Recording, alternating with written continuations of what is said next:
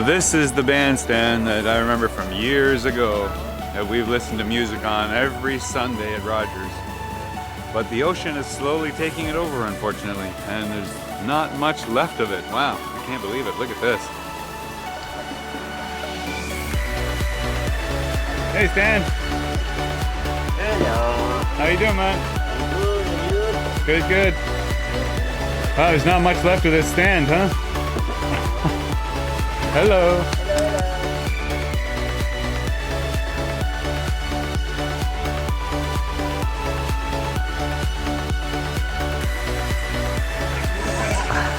Destroy its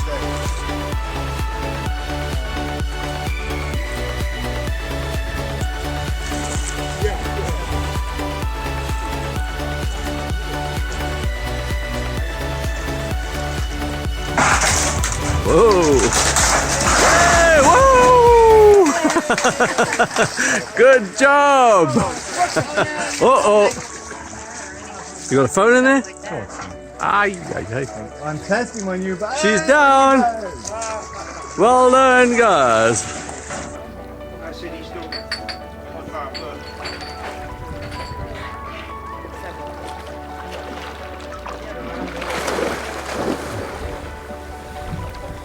The bandstand is gone.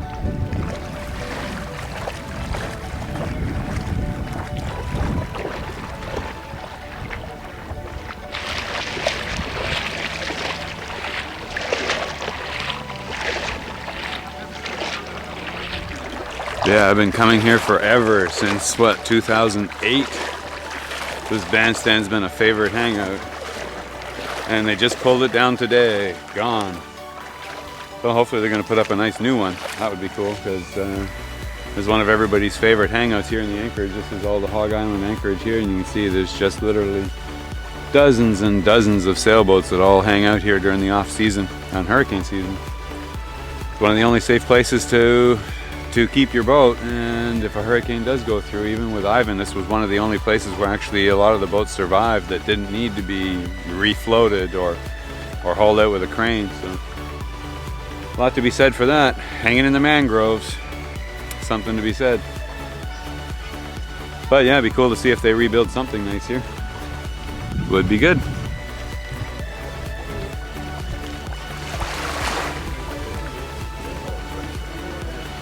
Ready? Up. Whoa. Very close. Next time it will happen. Same one again. Look at this. Okay. One more time. You need some more lug. Yeah.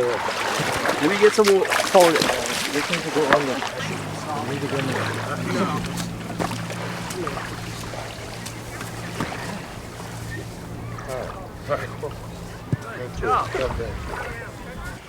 When's the new stage start? Well, tomorrow we're trying to see if we can put in some other posts. Yeah? Yeah. Ooh, gonna be a busy day. We need the next post.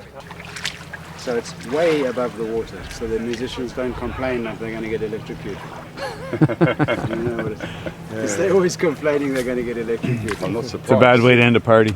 With health and safety as we have it on the island, nobody gets electrocuted. What about the risk, like the... Oh, here comes the Coast Guard.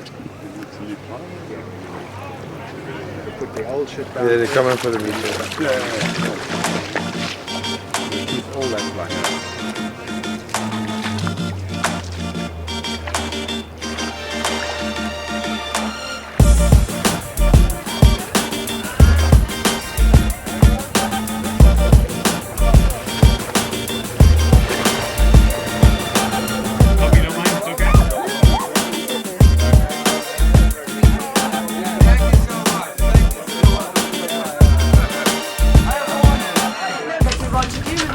To the Coast Guard, but it needs to be done in an organised manner. So Sergeant Roberts here is going to cover that point for us. So there you go. Sergeant Dexter Roberts, up to you. Thank you. Good evening, everyone. Hey. Right, my name is Dexter Roberts and I'm a sergeant at the Coast Guard. With me this evening is our commander, our commanding officer, ASP Watson Edwards. And but some of you may have seen me already here before. You know, we are organizing basically the neighborhood watch here in the anchorages. Yachties been here and been here safely, and we don't want no no problems. And whatever we can do, we want to collaborate that, in that we work together. And that is the main thing, that we work together. And we communicate with the Coast Guard, so we know exactly when to operate. My issue here is that, and I want to mention, because recently we had 2 incidents. We had one on the 28th of August, and then we have one close after that, which is around the 4th of September, which we have break-ins. And one happened, the last one happened very close to us, which is right at Pickley Bay. And this was uncomfortable for me, in that it happened so close to us and the culprit still got away. They pass around in the area and they see that vessel closed for 1 month, 2 months, nobody in and out of that vessel. So they will take liberty to do that. Also, in the last case we know that a dinghy was used. So you realize maybe that dinghy was not secure on the vessel. Maybe it was left in the water. So that was an opportunity for the person to use that.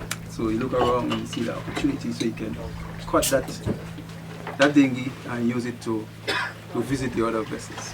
We all support the yachties, because that's our duty, to make sure that the area is safe. We depend on tourism, as you all know. We are tourism, and if one problem can spoil everything, because it can be broadcasted. All right, and you know we have social media. So you know how social media works. So that they could accept donations. That would be easy for us, to where we're all going to Chandler's anyway, and that would be a great place if they were known depositories of donations to the Coast Guard Auxiliary. Yes. That we could give it to you and you could spend it however you wanted to, whether it's fuel or life vests or flares or whatever. There are some VHF radio channels here that are on the VHF 16, which is Coast Guard. Coast Guard monitors 16 24/7. Also on 06, we monitor that. Then you have the Cruisers Hailing channel, which is 68, and then you have the Cruisers Daily Net on VHF 66, right? International. Emergency numbers are here. So you have the 399, which is police emergency. I'm sorry, that's Coast Guard emergency, sorry. 399. 911 is police emergency. It's a free call, so whenever you call that number from your cell phone, wherever it's a straight line to Coast Guard 399, so you can call up anytime. Any problems, call 399. You can put it on speed dial on your phone, so just one press of a button, and you can call us 911. You tend to hear it often that yachties, oh, we're going in town now, we're going on shop. You understand? Try not to broadcast so much of your activities, so that because the bad guys are listening to the radio just like everybody else, right? They have radios too. And at night, when you're returning, don't just drive up to your boat and get on board. If you're driving your dinghy, make a little sweep around your vessel, around the area, just to see that there is nobody looking around. Just make a little sweep, a little security sweep in the immediate area around your vessel. And for those of you who go walking on trails or walking out at night, do so in pairs. Don't go by yourself. And in case you do, carry some form of signal. Maybe a whistle or something that maybe you can blow to raise the alarm in case you need to do that, right? And flare guns. Normally, when you have break-ins on board the yachts, the perpetrators, the suspects, tend to take away flare guns and stuff like that, right? So now that you are docked up here, you don't really need to have your flare gun out in the open. So secure it, put it in an area where it's very inaccessible to the suspects, or put it in an area where they cannot find it easily and stuff like that.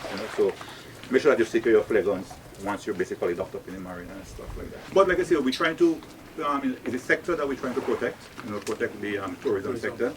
And bad experiences wouldn't do good for the the sector. So if it's only one bad experience, it's still bad. So these are initiatives that we are basically rolling out to ensure that you all are safe, the economy is safe, and everybody is happy at the end of the day. So just very briefly, is it a long, complicated process to get a firearms license here in Grenada, or can it be done easily? No, it cannot be done easily, because there is a vetting process, and there is requirement in terms of why you need that firearm for. Well, I mean, for our typical situation would be for self-defense, because we do occasionally have incidents. I mean, last year there was a very serious incident with Maddie and Sue, which I don't know. Yeah, I understand. I understand. But So, for example, something like that happening, you would want to have that for your own protection. So, for our situation, would we have to go through a long, convoluted process, or would it be? But then everybody would want a firearm. Yes. Right, it's up to the individual. Because if you want it for your own protection, yeah. He will want it for his protection, and so everybody want one for their protection. No, it will be done on a case-by-case basis, right? Yeah, sure. So they would review your case, whatever is, whatever you're experiencing, whatever threat on your life, whatever issue that you're having. So they will look at it and then they will make right. Yeah, so that's how they would do it. But to just go and apply and say, okay, I want a firearm because I want to be safe, it doesn't happen like that. Right. And if you have like property businesses that lots of money that you transact, these are circumstances where they would issue you a firearm. Right. The law tells you that you have to use necessary force that is required to subdue that person. So if after, let's say, you would have subdued that person and they no longer pose a threat to you and you kill them, then the law wouldn't protect you, right? Even though they are on your vessel and you capture them on your vessel. That would be the same in England. But in the process of defending yourself and defending your property and stuff like that, and you happen to use force, and that force resulted in them getting killed, then the law protects you, the law gives it a chance. So an RPG versus a machete doesn't work, right? But it's nice to have you guys patrol every now and then at random intervals just to pass by. Just so that people know we are doing that. Keeping an eye out. Yeah. At the moment we are doing that. I saw you a lot in Carnival. I don't see you around as much, though. I did see you yesterday or day before. I'll make the point. I appreciate seeing you guys 3 or 4 times a week here. We appreciate it. We are out there. Okay. We are out there. I know you shine the light on my boat when you pass by like 2 days ago. It's not me. Like, yeah, that's because you've got a black hole. Because it's a black hole, so we don't know what's going on. I have 9 drones on board. How can that help? So aerial surveillance. Aerial surveillance. There you go. So guys, thanks very much. I'm going to start. Thank you.